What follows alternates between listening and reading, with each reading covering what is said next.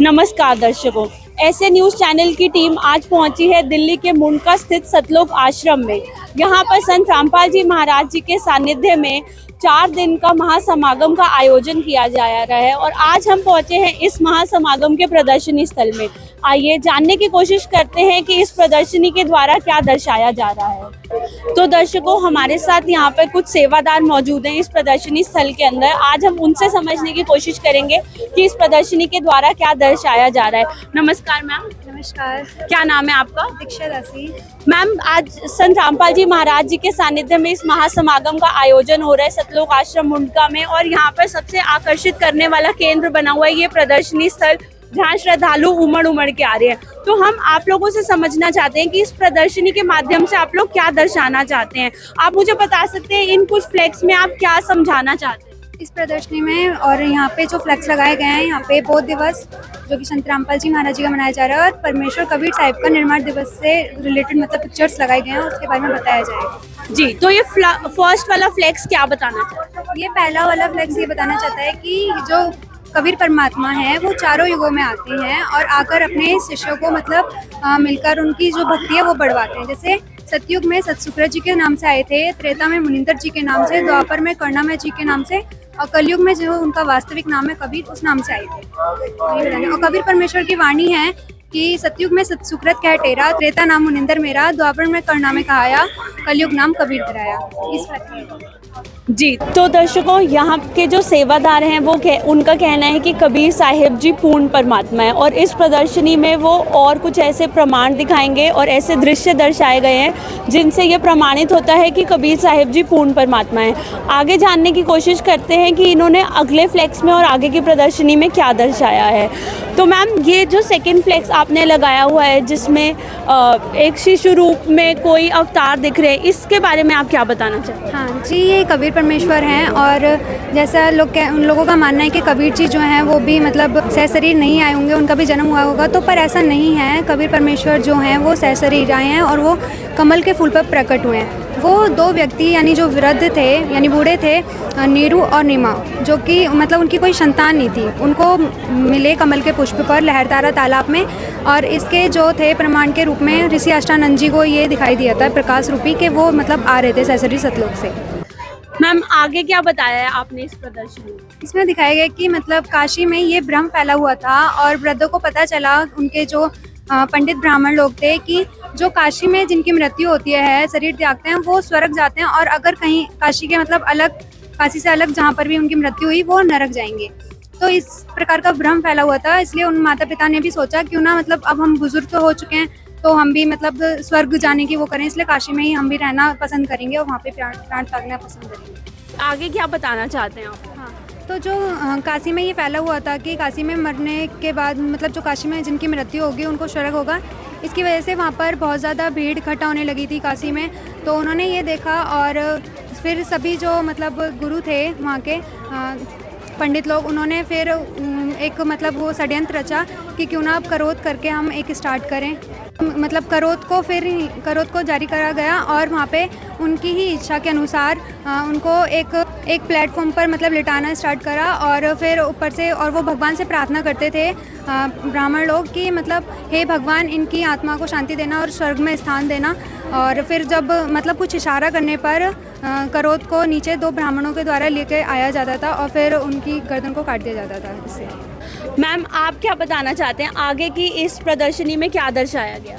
सत साहब जी, जैसे हमारे सेवादार ने आपको क्रोध पता के बारे में बताया, तो यहाँ कबीर परमात्मा जो है आम जनता का भ्रम निवारण कर रहे हैं कि आप कहीं भी रह के भक्ति करोगे वहीं पे आपका मोक्ष होगा। ऐसा नहीं है, क्योंकि पंडों ने उस समय ये भ्रमणा फैलाई हुई थी कि जो घर में मरेगा वो गधा बनेगा और उसका मोक्ष नहीं होगा, वो नरक में जाएगा, और जो काशी में मरेगा उसका मोक्ष होगा। यहाँ पे आम जनता का 120 साल की उम्र तक जो है कबीर परमात्मा भ्रम निवारण करते रहे।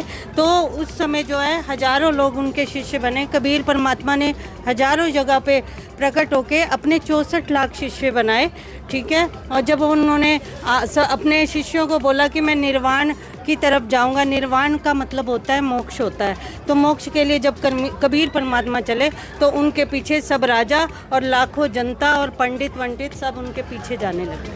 अब कबीर परमात्मा के 2 शिष्य थे, राजा वीर सिंह बघेल थे और बिजली खां पठान थे, जो उनके साथ सारी व्यवस्था, क्योंकि लाखों की जनता इनके साथ जा रही थी, तो वो सारी व्यवस्था कर रहे थे वो लोग, ठीक है। तो जैसे ही कबीर परमात्मा आए तो बोले कि मैं यहाँ पे कोई नदी नहीं है, क्योंकि मैं अपने निर्वाण से पहले जो है नदी में नहाना चाहता हूँ। तो बिजली खान पठान ने हाथ जोड़ते हुए बोला, महाराज यहाँ भगवान शिव के श्राप से जो है ये आमी नदी सूखी हुई है, इस नगर को जो है भगवान शिव का जो है श्राप मिला हुआ है। तो कबीर परमात्मा ने आम जनता को और उन राजाओं को बोला कि मुझे वहाँ ले के चलो। तो जब बिजली खां पठान और बाकी सब जनता जो है उनको ले के चली, तो कबीर परमात्मा नदी के पास गए, उन्होंने ऐसे करके अपने हाथ को फैलाया और वो पूरी नदी जो है वो जल से भर गई।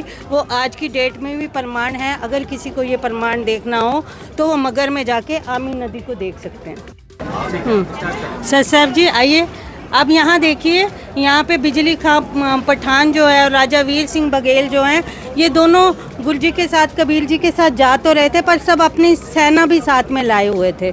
तो कबीर जी ने देखा तो अपने दोनों राजाओं से यहाँ पूछ रहे हैं कि क्या मैंने इतने सालों में तुम्हें यही सिखाया था? मैंने तो ये सिखाया था ना कि हिंदू मुसलमान एक है।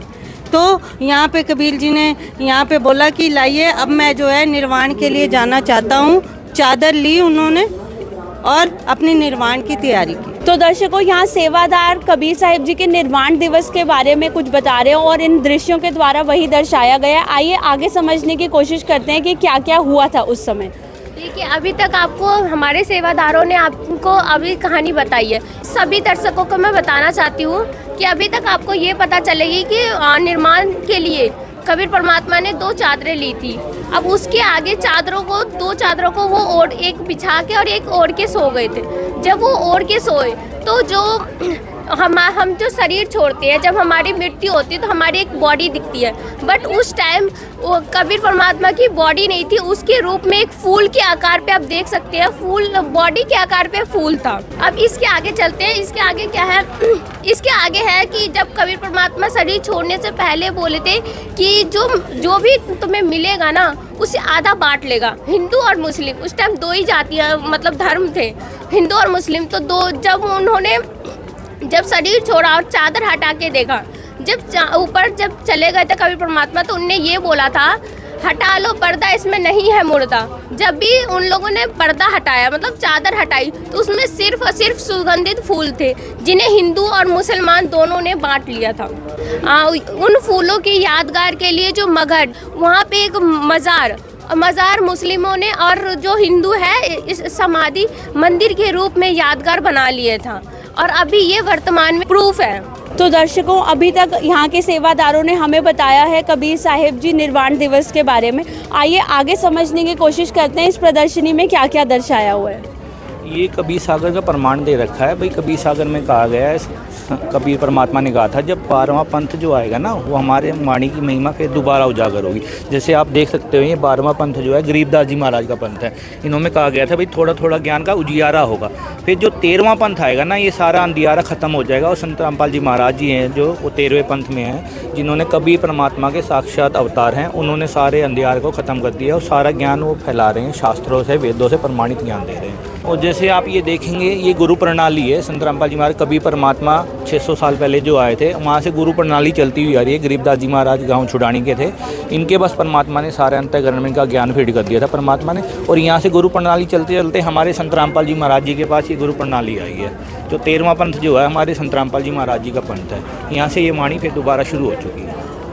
और ये देखेंगे आप, जैसे संत रामपाल जी महाराज जी के जो गुरु हैं स्वामी रामदेवानंद जी महाराज जी से 17 फरवरी 1988 को संत रामपाल जी महाराज जी से उन्होंने नाम दीक्षा ली थी। संत रामपाल जी महाराज जी ने अपने स्वामी रामदेवानंद जी गुरु महाराज जी से, तो उसी के उपलक्ष्य में ये समागम मनाया जा रहा है। संत रामपाल जी महाराज जी हैं और ये उनके गुरु जी हैं स्वामी रामदेवानंद जी गुरु महाराज। तो इन्होंने उनको संत रामपाल जी महाराज को 1994 में कहा था, आज के बाद आप सबके गुरु होंगे, मैं किसी का गुरु नहीं हूँ।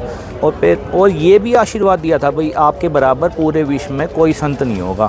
और ये संत रामपाल जी महाराज जी को आशीर्वाद दिया उनके गुरु जी स्वामी रामदेवानंद जी महाराज जी से। जैसे आप ये देख रहे हैं, ये संत रामपाल जी महाराज जी को उनके गुरु जी से आशीर्वाद मिला, गुरु दीक्षा मिली।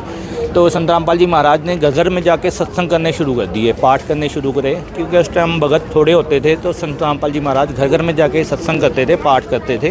तो ये आप देख सकते हो, सारी चीज़ें वर्णन की गई हैं यहाँ। जी, मतलब आप बताना चाहते हैं कि अपने गुरुजी का आदेश मिलने के बाद संत रामपाल जी महाराज जी ने इस पंथ को आगे बढ़ाना शुरू किया। जी, जैसे ही कारवां ये आगे बढ़ता गया, संत रामपाल जी महाराज जी का भक्तों की तादाद ज़्यादा होने लग गई। तो संत रामपाल जी महाराज जी जूनियर इंजीनियर की पोस्ट पे काम करते थे सिंचाई विभाग में हरियाणा में। तो उन्होंने अपनी नौकरी को रिज़ाइन लेटर दे दिया, रिज़ाइन कर दिया, त्याग पत्र दे दिया अपनी नौकरी को। 1995 में उन्होंने अपनी नौकरी छोड़ दी, वहाँ से त्याग पत्र दिया, जो 2000 में आप देख सकते हैं एक्सेप्ट किया गया था वो लेटर। और 1995 में उन्होंने अपने नौकरी को रिज़ाइन लेटर दे चुके हैं। तो आप आगे देखेंगे, जैसे 9 मार्च 1997 में संत रामपाल जी महाराज जी को कबीर परमात्मा ने साक्षात दर्शन दिए थे दोपहर को, और उन्होंने कहा था सतनाम और सारनाम जिससे इंसान का जीवों का मोक्ष हो सकता है, जन्म मरण से छुटकारा हो सकता है, ये देना डिस्क्लोज कर दो। अब आप सारे भक्तों को अपना ये सतनाम और सारनाम देना शुरू कर दो। अब वो प्राइम टाइम आ गया है मोक्ष प्राप्ति के लिए। तो आप आगे देखेंगे संत रामपाल जी महाराज का जैसे कारवां आगे बढ़ता चला गया, भक्तों की संख्या ज़्यादा होगी, तो संत रामपाल जी महाराज ने पहले आश्रम की स्थापना की, जो करोथा में 1999 में स्थापना की गई थी। सर इस बीच एक सवाल मैं आपसे करना चाहूँगी, इस वक्त कहाँ पर हैं संत रामपाल जी महाराज जी के आश्रम? संत रामपाल जी महाराज जी के आश्रम वैसे तो काफ़ी हैं, लेकिन 11 जो बड़े आश्रम हैं ना, जैसे दिल्ली मुंडका में है सतलोक आश्रम, सोजत राजस्थान में है, भिवानी में है, कुरुक्षेत्र में है, और धूरी पंजाब में है, खमाणों में है, यूपी में, एमपी में, काफ़ी जगह पे संत रामपाल जी महाराज के 11 बड़े बड़े आश्रम हैं, जो ये 3-4 दिवसीय भंडारे का आयोजन चल रहा है, 4 दिवसीय समागम चल रहा है, जहाँ अभी भी इसी टाइम। और संत रामपाल जी महाराज जी ने सारे वेदों को खोल के, गीता जी को जैसे आप देख सकते हो, ऋग्वेद, यजुर्वेद, अथर्ववेद, सामवेद, ये 4 वेद हैं हमारे हिंदू समाज के, और गीता जी, इनको खोल के संत रामपाल जी महाराज जी ने दिखाया जो पूर्ण परमात्मा है वो कबीर देव, कबीर साहब है, जो अपने भक्तों के पाप कर्म दंड को भी ख़त्म कर सकता है। ते अब हमारे जो संत रामपाल जी महाराज की शरण में जो आए थे, जैसे किसी को कैंसर था, किसी को कुछ बीमारी थी, किसी को कुछ पीड़ा थी, तो संत रामपाल जी महाराज जी से नाम दीक्षा लेने के बाद उनकी ये कैंसर जैसी भयंकर बीमारी, तो संत रामपाल जी महाराज यही कहते हैं भाई सत्संग जो अगर कोई भगत भक्ति करेगा ना, सच्ची भक्ति पूर्ण परमात्मा कबीर साहब की करेगा, तो उसका कैंसर का बाप भी ठीक हो जाएगा। तो आप देख सकते हैं संत रामपाल जी महाराज की आध्यात्मिक ज्ञान चर्चा चली थी, जिसमें संत रामपाल जी महाराज जी ने जितने भी विश्व के गुरु हैं, संत हैं, उनको सबको इनवाइट किया था भी आप आओ ज्ञान चर्चा के लिए मेरे साथ। लेकिन जितने भी विश्व के गुरु हैं सब कोई भी हमारे संत रामपाल जी महाराज के सामने नहीं आया ज्ञान चर्चा के लिए। ऐसे ही देखो आप संत रामपाल जी महाराज द्वारा लिखी पुस्तकें हैं, जैसे ज्ञान गंगा है, जीने गिरा है, गीता तेरा ज्ञान अमृत है, ऐसी काफ़ी पुस्तकें हैं जो संत रामपाल जी महाराज जी ने लिखी हैं। और शास्त्रों के अकॉर्डिंग, हमारे सतग्रंथों, गीता, वेदों के अकॉर्डिंग जो बुक निचोड़ बता रखा है वो बुक के लिखी हैं, और जिनका प्रचार उनके भगत, उनके बच्चे हर राज्य में जा के प्रचार कर रहे हैं भाई ये पूर्ण परमात्मा द्वारा लिखी पुस्तक है, इसमें सारी दुखों का अंत है। और ये देख सकते हैं हम, जैसे संत रामपाल जी महाराज के इंडिया में नहीं, आउट ऑफ कंट्री, जैसे कनाडा, ऑस्ट्रेलिया, अमेरिका, फ्रांस वगैरह और भी काफ़ी कंट्री हैं बाहर की, जहाँ पे संत रामपाल जी महाराज जी का ज्ञान फैलता चला जा रहा है, जहाँ पे संत रामपाल जी महाराज के काफ़ी शिष्य हैं। ये देख सकते हैं संत रामपाल जी महाराज जी के मेन उद्देश्य, ये मुख्य उद्देश्य क्या है। संत रामपाल जी का पहला मुख्य उद्देश्य है विश्व को सत भक्ति देके मोक्ष प्रदान करना, मोक्ष में जन्म मरण से छुटकारा। तो संत रामपाल जी महाराज ऐसी भक्ति विधि बता रहे हैं जिससे हमारे जन्म मरण का रोग खत्म हो जाएगा हमेशा के लिए, जहाँ से हम आए थे सतलोक से, तो वहाँ जाके हम जन्म मृत्यु, ना हमारे बुढ़ापा होगा ना हमारी मृत्यु होगी। संत रामपाल जी महाराज कहते हैं भाई जीव हमारी जाति है, मानव धर्म हमारा, हिंदू मुस्लिम सिख ईसाई धर्म नहीं है कोई न्यारा। और संत रामपाल जी महाराज के जितने भी शिष्य हैं जाति प्रथा को नहीं मानते, चाहे हिंदू हो, चाहे मुसलमान हो, चाहे सिख हो, चाहे ईसाई हो, संत रामपाल जी महाराज की शरण में सब बराबर हैं। और भ्रष्टाचार को भी संत रामपाल जी महाराज खत्म करें। ना संत रामपाल जी महाराज के शिष्य जितने भी हैं ना रिश्वत लेते हैं ना रिश्वत लेते हैं, तो सारी बुराइयों से दूर कर रहे हैं संत रामपाल जी महाराज अपने शिष्यों को। और आप देख सकते हैं संत रामपाल जी महाराज का समाज सुधार में कितना कार्य कर रहे हैं। जितने भी आप देख रहे होंगे संत रामपाल जी महाराज के सानिध्य में दहेज मुक्त विवाह होते हैं। जहाँ पहले लड़कियों को दहेज के लिए मार दिया जाता था या माँ बाप, लड़कियाँ पैदा होती थी तो माँ बाप को टेंशन हो जाती थी, भाई दहेज लेना पड़ेगा, अब ये लड़की पैदा होगी, अब काफ़ी पैसा लगेगा, कैसा लड़का मिलेगा। तो संत रामपाल जी महाराज दहेज प्रथा को बिल्कुल ख़त्म कर रहे हैं। तो दर्शकों, अभी तक इस प्रदर्शनी में हमने संत रामपाल जी महाराज जी के बोध दिवस, कबीर साहिब जी के निर्वाण दिवस और संत रामपाल जी महाराज जी के मुख्य उद्देश्यों के बारे में सुना। आइए आगे सेवादारों से जानने की कोशिश करते हैं कि और क्या क्या दर्शाया गया है प्रदर्शनी के अगले सेक्शन में। नमस्कार सर। साहिब जी, सर, इस फ्लेक्स में क्या बताया जा रहा है? जैसा कि आप पीछे देख चुके हैं, संत रामपाल जी महाराज के बहुत सारे समाज सुधार में योगदान रहा है। इसी कड़ी के अंदर ये, जैसा कि आजकल नॉर्मल आप दहेज प्रथा के बारे में बहुत बड़ा इशू बन चुका है। लड़कियों को मतलब पराया करना आम इंसान के लिए इतना बुरा हो जाए, 10-20 लाख नॉर्मली है आज के समय में। तो संत रामपाल जी महाराज ने इस मुहिम को इतने बेटर वे में प्रेजेंट किया है कि जो उनका शिष्य होता है वो बिना एक पैसा लिए दिए शादी के लिए एग्री होता है और बच्चों में साथ में कोई विकार भी नहीं होता। तो दर्शकों, अब हम पहुंचे हैं सतलोक आश्रम मुंडका के प्रदर्शनी स्थल के उस सेक्शन में जहां पे सबसे ज्यादा भीड़ उमड़ रही है। यहां पर देखने को मिल रहा है कि संत रामपाल जी महाराज जी के सेवादारों ने और अनुयायियों ने आदरणीय सभी धर्मों के आदरणीय सदग्रंथों को यहाँ पर लगाया हुआ है। यहाँ पर बहुत से ग्रुप्स का डिस्कशन चल रहा है। तो अब हम यहाँ सेवादारों से ये जानने की कोशिश करेंगे कि इस सेक्शन में ऐसा क्या है खास। सर, इस सेक्शन में मैं देख रही हूँ कुछ प्रमाण लगाए हुए हैं, कुछ वेदों और शास्त्रों से ज्ञान बताया जा रहा है, यहाँ पर क्या है खास? साहिब जी, इस सेक्शन में आप देखेंगे पवित्र अपने जितने भी चारों वेद हैं उनके अंदर कबीर ही परमात्मा है। क्योंकि आज से पहले हमने कबीर जी को एक उच्च कोटि के संत के रूप में देखा है, लेकिन आम जन कैसे विश्वास करे कि कबीर ही परमात्मा है। तो हमारे गुरुदेव संत रामपाल जी महाराज ने सभी अपने पवित्र शास्त्रों के आधार पर, पवित्र वेदों के आधार से इस निष्कर्ष को निकाला। जैसे कि आप अपने सामने प्रमाण देख पा रहे हैं पवित्र चारों वेदों से, तो उसका सारांश लिखा हुआ है जिसके अंदर ये बिल्कुल स्पष्ट लिखा हुआ है कि कबीर ही परमात्मा है जो सारी सृष्टि का रचनकार है और सबको सुख देने वाला है। और कबीर परमात्मा हर जीव का पाप का नाश करने वाला है। सर, आगे यहाँ पर आपने बहुत से धर्म ग्रंथ रखे हुए हैं और यहाँ बहुत भीड़ लगी हुई है, बहुत से सेवादार कुछ ज्ञान बताने की कोशिश करें, इसके बारे में आप क्या बताना चाहेंगे सर? इसी कड़ी में हम देखो इतने आज तक आपने शायद किसी भी समागम के अंदर या किसी भी सत्संग के अंदर ये नहीं देखा होगा कि इतने सभी सदग्रंथों को एक साथ होना। असल में जो हमारे गुरुदेव संत रामपाल जी महाराज है, उन्होंने सभी पवित्र शास्त्रों को सबके सामने रख दिया है कि सब इस बात का अपनी आंखों से विश्लेषण कर लें कि वास्तव में कबीर परमात्मा है या नहीं। जब आप एक आम आदमी अपनी आंखों के सामने इन सभी प्रमाणों को देखता है तो वो इस सच्चाई को मानने पर विवश हो जाता है कि कबीर ही परमात्मा है। इसी कड़ी में हम देखेंगे कि ब्रह्मा विष्णु महेश जी जैसे नॉर्मल हिंदू समाज के अंदर सभी अपने पूजा पाठ करते हैं और त्रिदेव की मैक्सिमम उपासना करते हैं। साथ ही आप देखेंगे कि दुर्गा माता जी, तो उस ग्रंथ के अंदर जो सच्चाई लिखी हुई है वो आपके सामने एक मिनट बोलिए, जिसको माता का पुराण बोलते हैं, दुर्गा जी का, ठीक है। इसके प्रश्न नंबर 138 के अंदर आप देख पा रहे हैं, भगवान विष्णु माता के बारे में कह रहे हैं कि मैं ब्रह्मा और शंकर हम सभी तुम्हारी कृपा से विद्यमान है। हमारा आविर्भाव और तिरोभाव हुआ करता है। आविर्भाव का मतलब जन्म होता है, तिरोभाव का मतलब मृत्यु होता है। केवल तुम ही नित्य हो, जगत जननी हो, प्रकृति और सनातनी देवी है। ये हमारे गुरुदेव संत रामपाल जी महाराज ने इस रहस्य को सभी शास्त्रों के निकाल के रख दिया। इससे ये प्रमाणित होता है कि ब्रह्मा विष्णु महेश भी खुद स्वीकार कर रहे हैं कि हमारा तीनों का जन्म और मृत्यु होता। अब पवित्र गीता जी के अंदर आप देख पा रहे हैं श्रीमद् देवी भागवत गीता, ठीक है। इसके अध्याय नंबर 16 के श्लोक नंबर 23 के अंदर हम देख पा रहे हैं कि जो पुरुष शास्त्र विधि को त्याग कर अपनी इच्छा से मनमाना आचरण करता है वह न तो सिद्धि को प्राप्त होता है, न परम गति प्राप्त होती है और न ही सुख को प्राप्त होता है। आगे क्या बताना चाहेंगे सर आप हमारे दर्शकों को? साहिब जी, इससे आगे हम देख पा रहे हैं जैसे कि सामने वाली तस्वीर के अंदर कि संत रामपाल जी महाराज द्वारा पूरे हिंदुस्तान के अंदर ये बड़े बड़े 10, 11, 12 के आसपास जो है, क्योंकि 11 इसलिए लिखा गया क्योंकि और भी अब इसी कड़ी के अंदर अभी निर्माणाधीन है, तो सिर्फ 11 अभी जो बन के रेडी हुए, जिसके अंदर इस तरह के पवित्र समागम बहुत बड़े बड़े लेवल पर किए जाते हैं, जिसके अंदर लाखों की संख्या के अंदर श्रद्धालु जन आते हैं और इस पवित्र ज्ञान के बारे में पता करते हैं तथा भंडारे में अपना सहभागी।